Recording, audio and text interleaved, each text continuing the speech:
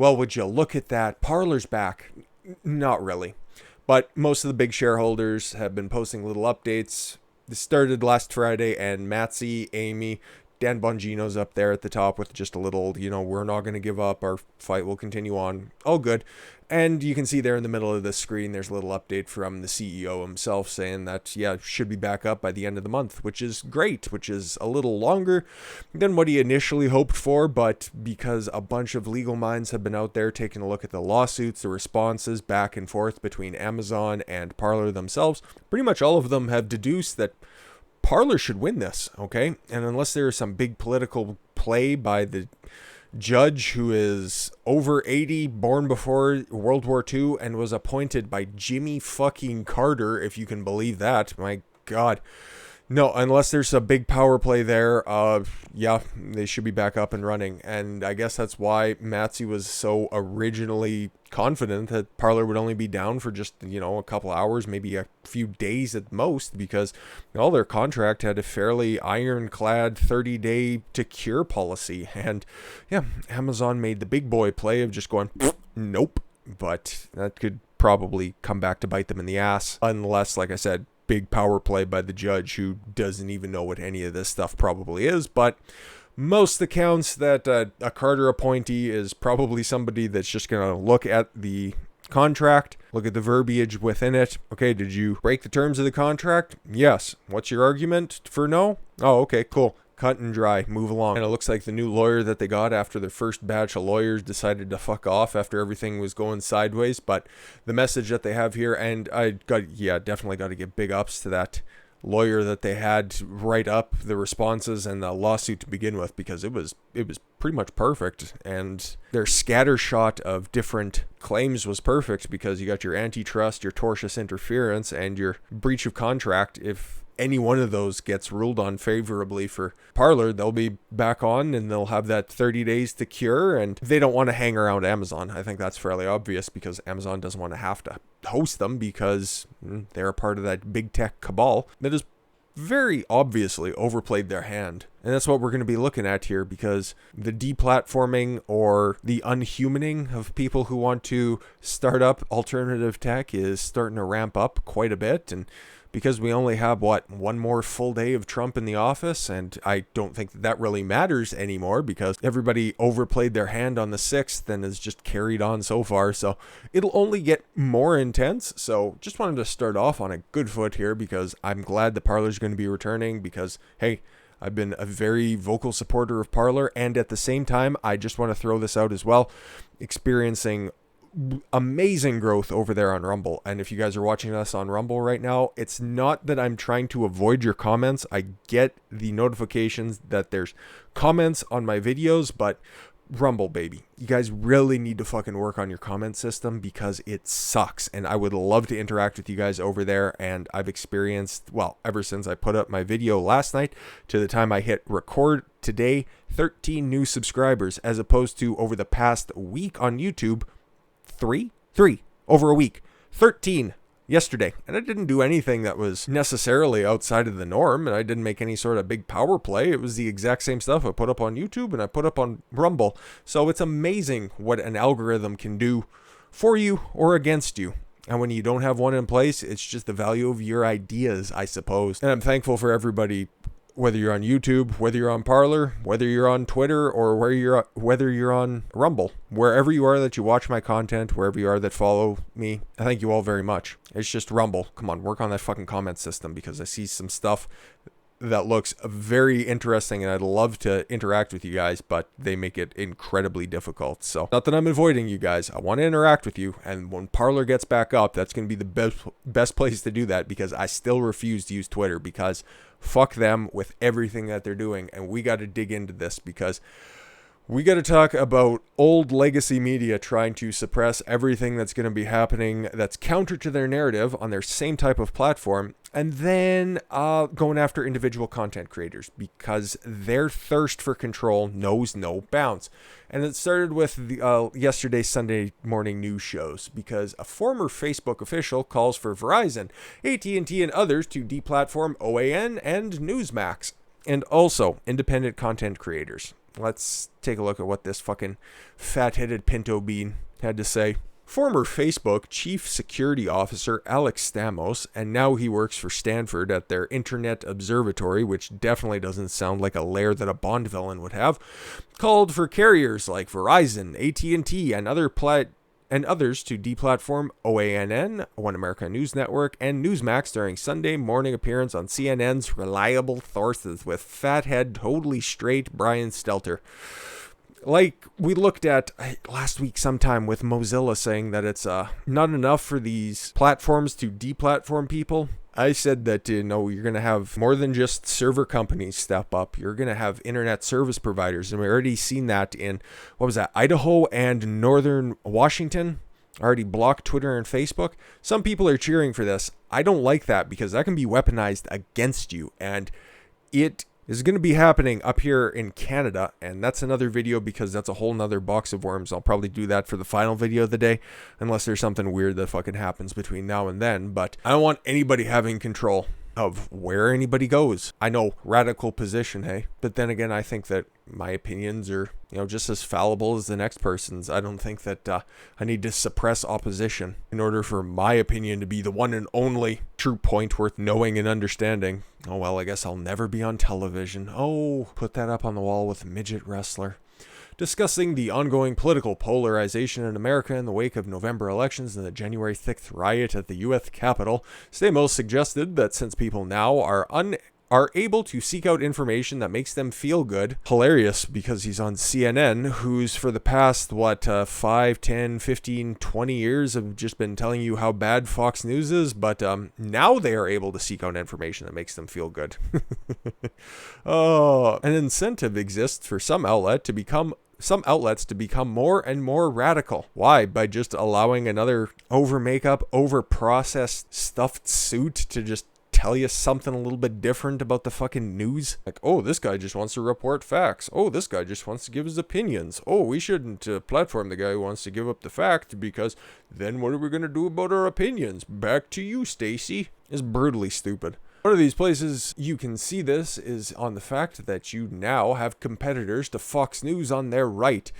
Oh, Fox News doesn't have any competitors right now except for maybe PBS or other public access news stations because, buddy, nobody is watching that shit anymore except for, Tucker and Hannity, maybe. OANN and NewsMAX, which are carried by all the major cable networks who are trying now to outflank Fox on the right because of the moment Fox News introduced any kind of realism into their reporting.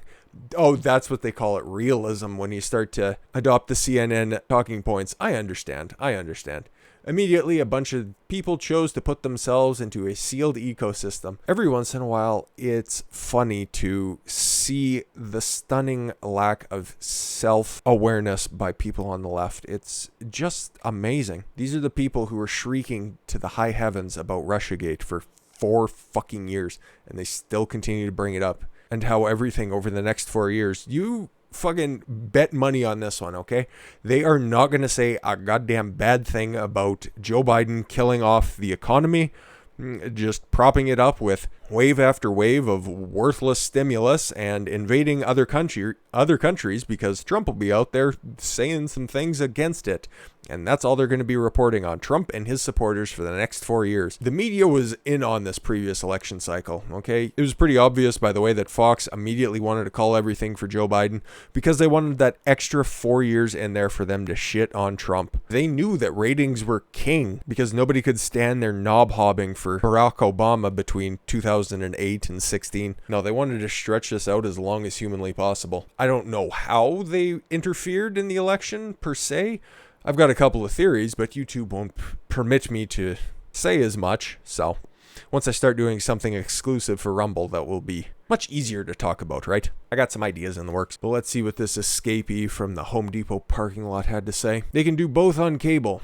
They can do it online, and that becomes a huge challenge in figuring out how do you bring people back into the mainstream of fact-based reporting. Bring them back to the mainstream. Very obvious in how we worded that, to fact-based reporting. Listen, This is the same network that told you that you weren't allowed to see the WikiLeaks emails that came from the Hillary Clinton server because we're the media. We do it a little bit different here. Meanwhile, MSNBC didn't say that, Fox News didn't say that, ABC didn't say that, only CNN. But they're the fact-based reporting outlet.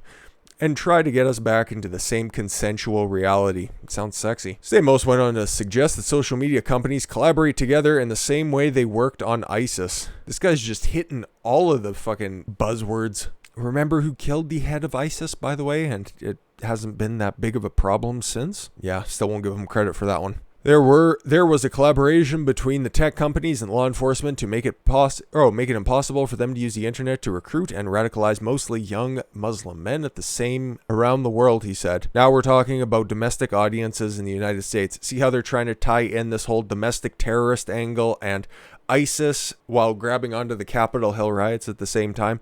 It is so patently obvious once you know what to look for. See? Oh, all those people at OANN, you know, that half Korean attractive Chanel, whatever her name is, or the other reporters, yeah, all of those white supremacists. Before calling for outright deplatforming, the former Facebook insider lamented extremely radical influencers on YouTube who have a larger audience than daytime CNN. Is that like a cell phone? I think so, because some of my videos do significantly better than daytime clips that get posted on their 9 million subscriber channel. It's up to Facebook. Oh, it's up to the Facebooks and YouTubes. Couldn't sound like an older man.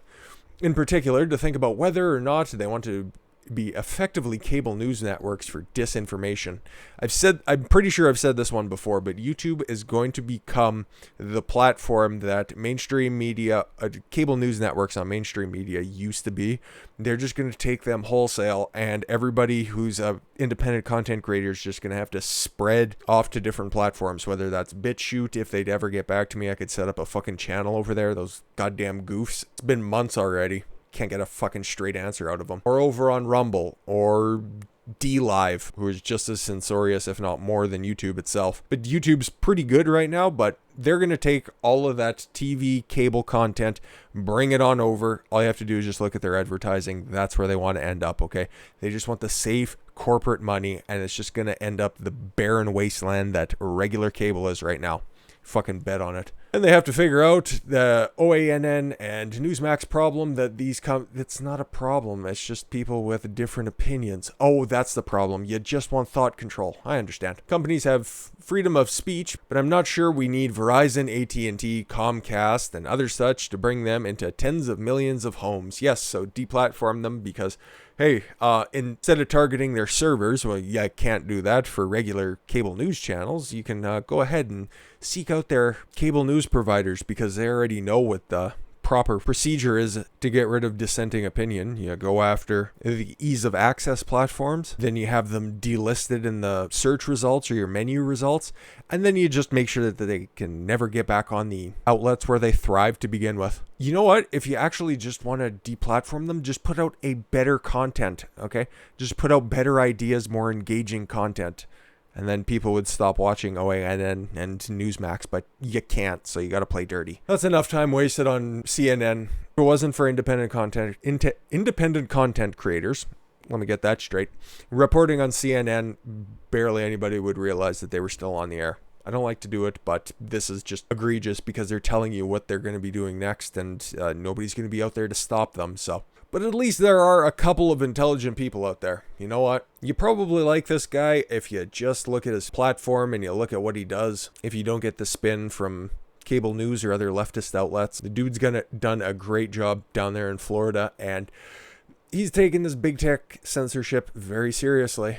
So he came out and said this yesterday: we're going to take action on tech companies over censorship, most important issue. Republican Florida Governor Ron DeSantis told an audience at a legislative policy conference in Austin, Texas last week that Florida is looking for ways to take action against tech companies for the recent acts of censorship. Speaking at a keynote luncheon hosted by the Texas Public Policy Foundation, DeSantis said his administration had already been planning on addressing the role that tech companies play in the lives of Americans, where companies suspended or banned the president president from their platforms, which he said has made the issue much, much more pressing, overplaying their hands. They fucking jumped the gun. If they would have waited until the 21st, when everybody kind of just anticipated it, we wouldn't have these fucking calls from the governors. We wouldn't have Angela Merkel chiming in saying, this is probably a bad idea. No, I think that this was probably a very terrible idea on Big Tech's part, but it all depends on who's going to hold them accountable.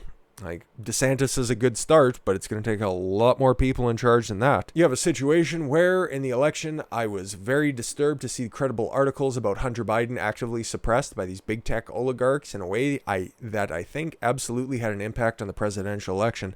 So, a significant percentage, I don't want to misquote a number or anything, and I don't have it pulled up right now, but said if they knew about Hunter Biden, it's double digits for sure. I think it's somewhere around a quarter, maybe. Said that if they would have known about those allegations, they would have not voted for Joe Biden. And because this all happened on Twitter, and 75% of Twitter's user base is not based in America, so, and it was also censored on Facebook as well, which is much larger anyways. Twitter likes to play like they're one of the big boys, but in actuality, they are a fraction the size of Facebook. And so I'm thinking to myself, if one of you and I was running and you had me over, I'm running for governor, you have me over, you do something that would be a contribution, whether you're going to be considered an in-kind contribution or an actual contribution, and yet big tech, they can actually suppress this information, and that is just simply okay.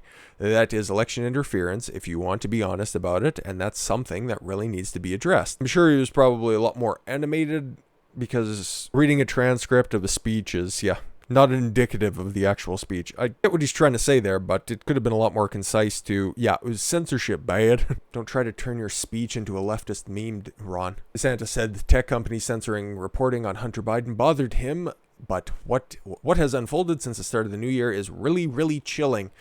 Now, what Twitter did to the president, he's the president of the United States. It's obviously a big deal, and I don't want to minimize that, but I can tell you that really bothered me was how they decapitated this company, Parler. Hey, name check. You have this, you'd always say, hey, it's a market. You don't like Twitter, create your own competitor. Oh my, can I move down to Florida? Because I know where he's going next. And so what did they do? Not only did Apple drop them, not only did you have other things, they took them off the web servers from Amazon. DeSantis continued. The lawyers quit.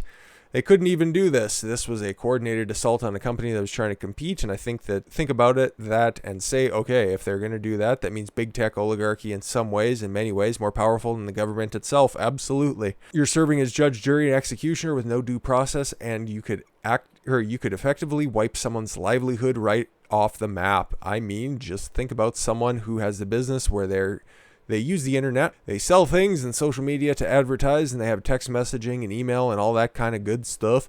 And they were at a Trump rally 6 months ago, and that upset some woke staffers at Facebook. That is coming, god damn it, I love Ron. Or one of these tech companies, and so then they say that we've got to silence this person, so social media does it, and they take away all their text, and they take away their email. Yeah, absolutely. And then they make it impossible for them to do any kind of banking. But a private company, right? They could totally ruin somebody's existence. And so what's the due process for that? So we need to have protections for these people. I don't know how you do this, and hopefully he fleshes something out, because it always starts with the deplatforming on big tech, okay, on the social media platforms, and then now we're just seeing it trickle down to payment processors, the banks, and eventually you're going to be evicted from your apartment if you live there. Could be hyperbolic, but you don't know where this ends. So we're thinking about what we can do to provide people with some protections, but just think about it. When you're doing a campaign, you're sending emails out, and you're doing text messaging, and obviously doing social media. You do all those things. What's to stop them in October of 2022? They're coming into Texas, and they're saying they don't like one of those candidates, and they're just going to deplatform them off everything. Well, they can also run them through Congress and impeach them, because apparently that doesn't matter, even if you're not sitting and holding an elected office right now. Yeah, who knows where this ends. And they're just going to deplatform them off everything. Look at what Laura Loomer did. She could have won if she would have had access to all of the fucking channels, okay? She did get blown out in the general election, but in the primary, she fucking overperformed. That's all based on word of mouth and Parler. That's it. What would the recourse be? I'm not sure if there's any recourse right now under the law, and if there was, by the time that you sued, it wouldn't be done, and it wouldn't make much of a difference, and so they have really opened, I think, Pandora's box on this. Yeah. Totally agree. I supported Section 230, all that stuff when I was in Congress to repeal it, but I think we're in uncharted waters, and I think we really need to think deeply about it if we are disfavored class based on our principles, based on having conservative views, based on being a Christian, based on whatever you can say, and that's not favored by Silicon Valley, and that we can be shut up and we can be deplatformed. That is, yes, that's not under the First Amendment traditionally because they're not government, but that is, to me, implicating core First Amendment freedoms and values, and I want a society in which we have a robust flow of information. Exactly. So it's coming down to what can you do, okay? Do you have these companies? This is what I'm thinking, okay? You have these companies that their entire existence is predicated on the Section 230 immunities, okay? If they rely on that protection in order to operate and they violate the good faith agreement that's there, and it's tangible and you can see it in practice, if they're benefiting from the government, they should have to adhere to the same kind of government principles that government actors would. I know that there's some nuances there, but that's the general idea I'm thinking. If you get propped up by the government, you need to play by those rules, because there's no amount of apologies or shoegazing that can make up for the fact that, yeah, they're just clearly censoring one side of the aisle. And we caught them red-handed again. Okay, I don't want to take any credit for this. I just seen this here today, and it's getting so fucking obvious, okay? Vijayagaji, if you guys remember the Joe Rogan podcast where Tim Pool was on, this is probably Tim Pool's finest hour, where he absolutely spit roasted Jack Dorsey and that lady right there for what, 2.5, 3 hours? Genius, absolutely genius. And everything that they promised, we're going to have a road to redemption, which is weird in and of itself, of people who are deplatformed, and then in order to come back on, that they'd have to, walk a road of redemption, which just sounds like brainwashing in my opinion. So, and how it's deeply troubling that people get kicked off of their platform. Very interesting watch, and like I said, Tim Pool's finest hour. I don't normally give Tim a lot of credit, but in that case, terrific work, and every time that shit like this comes up when it comes to Twitter, he's right on top of this. So, might have seen this already, but we're going to go through what was said, because like we covered a couple days ago, Jack Dorsey was caught on camera saying that he's going to be working to cleanse the platform in different verbiage, but they were focusing on Donald Trump's Twitter account, and that was just the tip of the iceberg. And as we see here, Twitter senior executive details plans for political censorship on a global scale. A lot of the work that we've been doing over the last week is work that we've built on in other places. This is our global approach. Nothing creepy about that, hey? Vijayagaji, Twitter legal policy and trust and safety lead. Ugh. One of the interesting things is a lot of work we've been doing over the last week is work that we built on in other places around the world. We've seen the violence unfold as a result of either misleading information or coded rhetoric. Yeah. What did you do about those Antifa BLM accounts? Allowed them to thrive? Allowed them to trend? Yeah, you did. Gaji, we're going to actually be more aggressive in our enforcement beyond de-amplification. You just love to see those algorithms in action. A lot of our learnings here in the United States have come from other markets, so in that sense, we do feel like this is our global approach. Creepy. We need to be very focused on being able to enforce any of these policies or enforcement decisions we make at scale. Legalese. We decided to escalate our enforcement of civil integrity policing, of the civic integrity policy. Oh, that was that tag that was at the bottom of a bunch of tweets there for like a week or so, or for the few days after the Capitol Hill riot. And I think was ultimately the policy that got Trump kicked off Twitter. Whatever, another one of those, it's in our terms of service and we can kick you off because of that. and use a label that disabled engagements to stop the spread of potentially inflammatory content, which is the content around election interference, election fraud, stealing the election, that type of thing. Yes, don't talk about it and we'll just slap our little sticker because we know best. I think the severity of what's happening on the ground, coupled with the information that contained in these election fraud tweets, misleading information about the election being stolen, and massive fraud around the election, are what is changing our analysis of how we should enforce the civic integrity policy. Election fraud tweets is much more severe violation given we were seeing on the ground. So yeah, they're just trying to curate their worldview. And you think this is exclusive to Twitter? Just look at the way that they deplatformed Parler. Look at the way that they deplatformed the President of the United States. Okay? Now, I said before, not very many people, in the grand scheme of things, really use Twitter. But how many of you use Facebook? How many of you have relatives that use Facebook? Pretty sure everybody does know somebody like that. And these policies and these algorithms that are coming, they're only going to be catering to one side of the aisle. Okay, just like we've seen with CNN trying to deplatform any sort of dissenting opinion. Whether or not they're going to be successful is totally up in the air, but those are the same companies, the at&ts, the Verizons, the Comcasts, that were so quick to put up the black square of justice over the summer. Oh, we stand against racial inequality for a dope fiend who died a dog's death with an officer's knee on their neck, which really didn't contribute to anything. Yeah, I think that they would be more than happy to kick off those far-right channels.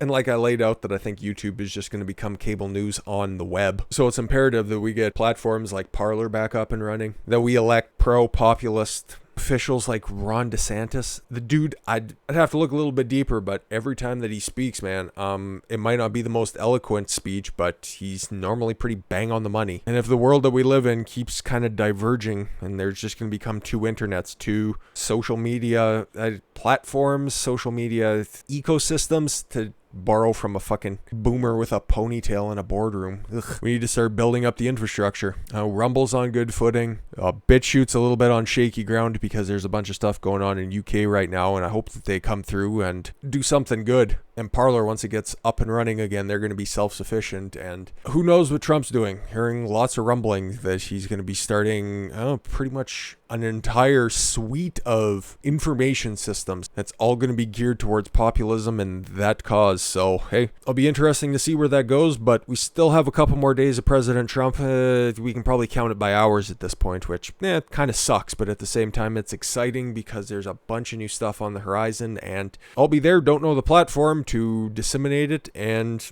discuss it with y'all out there. Thank you all very much for the gift of your time. I've been Don Consuelo. I want you to follow your gut and get after it. Take care, everyone.